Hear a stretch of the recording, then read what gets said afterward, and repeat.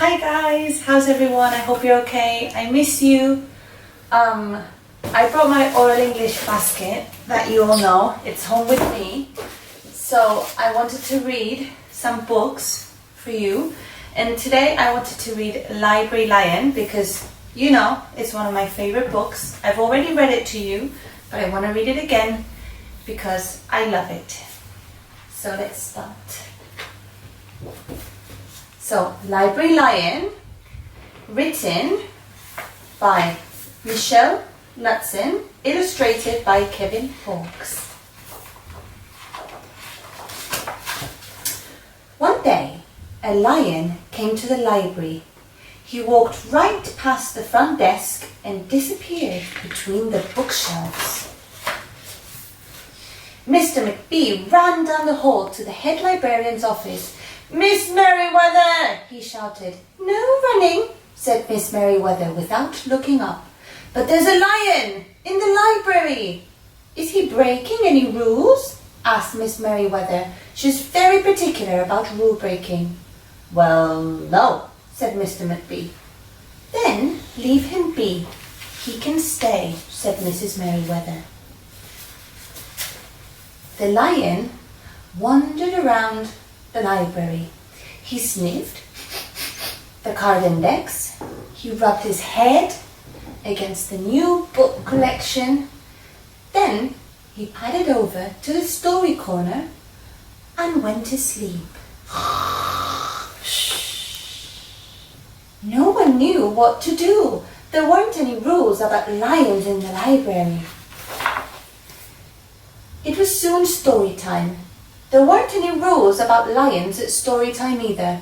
The story lady seemed a little nervous, but she read out the title of the first book in a strong, clear voice. The lion looked up, and the story lady kept reading. The lion stayed for the next story, and the next, and the one after that. He just sat quietly. He waited for another story, but the children began to walk away. "Story time is over," said the girl. The lion looked at the children and roared very loudly. "Roar!"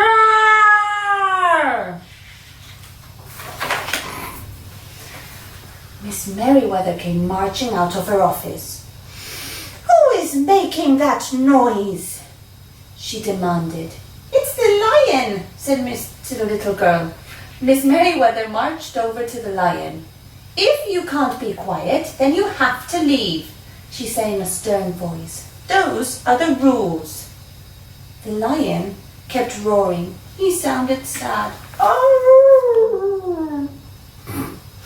The little girl tugged on Miss Merriweather's dress.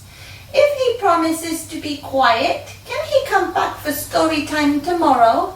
she asked. The lion stopped roaring and he looked at Miss Merriweather. Miss Merriweather looked back. Then she said, "Yes, a nice, quiet lion would certainly be allowed to come back for story time tomorrow." "Hooray!" cried the children. The next day, the lion came back. "You're early," said Miss Merriweather. "Story time isn't until 3 o'clock. But the lion didn't move. "Very well then," said Miss Merriweather. "You might as well make yourself useful." So the lion dusted the encyclopedias with his tail. Then the next day, the lion was early again. This time Miss Merriweather asked him to lick the envelopes for the overdue notes. Soon the lion started doing jobs without being asked. He dusted the encyclopedias, he licked the envelopes, and he let small children stand on his back to reach the books. Then he curled up in the story corner and waited for story time to begin. At first, people in the library were nervous, but soon they were used to having him there. In fact, he seemed very well suited to the library. His big feet were quiet on the library floor. He made a comfy backrest for the children at story time, and he never roared again. "Shh! What a helpful lion," people would say. "How how did we ever get by without him? But Mr. McBee scowled when he heard that. They had always managed fine before the lion. There were no lions needed. Lions, he thought, could not understand rules. Lions did not belong in the library. One day, after he had dusted all the encyclopedias and licked all the envelopes and helped all the small children, the lion padded down to the hall to Miss Merriweather's office. "Hello, Lion," said Miss Merriweather. "I have something you can do. You can take this book back to the front desk for me. Let me just get it down from the shelf." Miss Merriweather stepped up onto a stool. The book was just out of her reach. "Just let me get..."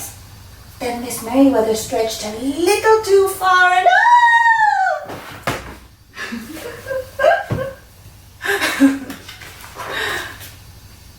"Ouch!" said Miss Merriweather softly. She did not move or get up. "Mr. McBee," she called softly.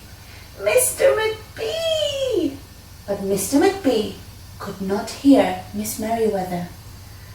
The lion was very worried. "Lion," said Miss Merriweather, "please go and get me help. Get Mr. McBee." The lion got up and ran out of the library. "No running," called Miss Merriweather. He put his big paws in front of the desk and looked at Mr. McBee. "Go away, silly lion," said Mr. McBee. "I'm busy." The lion whined. He pointed his nose down the hall to Miss Merriweather's office, but Mr. McBee ignored him. Finally, the lion did the only thing he could think of to do. He looked at Mr. McBee straight in the eye. He opened his mouth very wide. And he roared the loudest roar he'd ever roared in his life. "Roar!"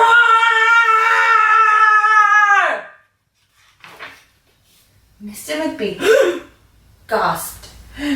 "You are not being quiet," he said. "You are breaking the rules. You are shouting." Mr. McBee ran down the hall as fast as he could. The lion didn't follow him. He had shouted. He had broken the rules. He knew what that meant. He hung his head low and walked towards the door. Mr. McBee did not notice Miss Merriweather at first. "Miss Merriweather? Miss Merriweather! The lion has broken the rules. He is shouting in the library."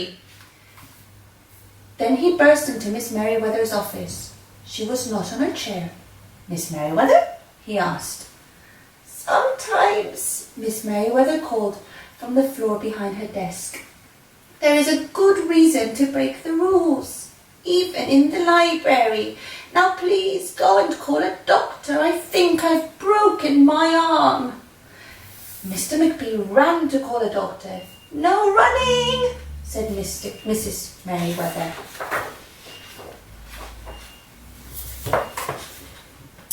The next day, things were back to normal. Almost. Miss Merriweather's left arm was in a sling. The doctor had told her not to work too hard. "I will have my lion to help me," thought Miss Merriweather. But that day, the lion didn't come to the library. At 3 o'clock, Miss Merriweather walked over to story time, but the lion wasn't there. People in the library kept looking up from their books and computers, hoping that they would see the lion. But the lion didn't come that day.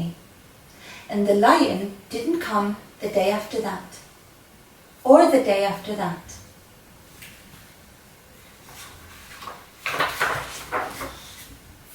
One evening, Mr. McBee stopped at Miss Merriweather's office. "Can I do anything before I leave?" "No, thank you," said Miss Merriweather in a new, sad voice. Mr. McBee frowned as he walked away. He thought, there is something I can do for Miss Merriweather. So that day Mr. McBee left the library, but he didn't go home. He took his hat and his umbrella and he walked around the nearby streets. He looked under cars, he looked behind bushes, he looked back gardens and at the treetops. Finally, he walked back to the library and saw the lion sitting outside looking in. "Hello, lion," said Mr. McBee. "I thought you might like to know. There's a new rule.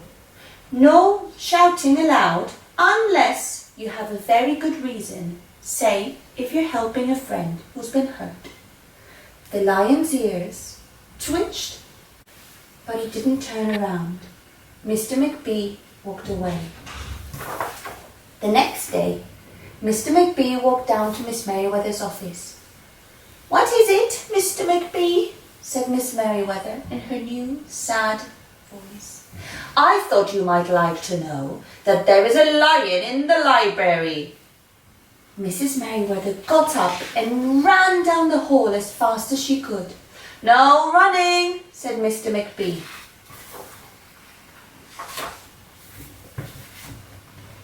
Sometimes there was a good reason to break the rules, even in the library. The end.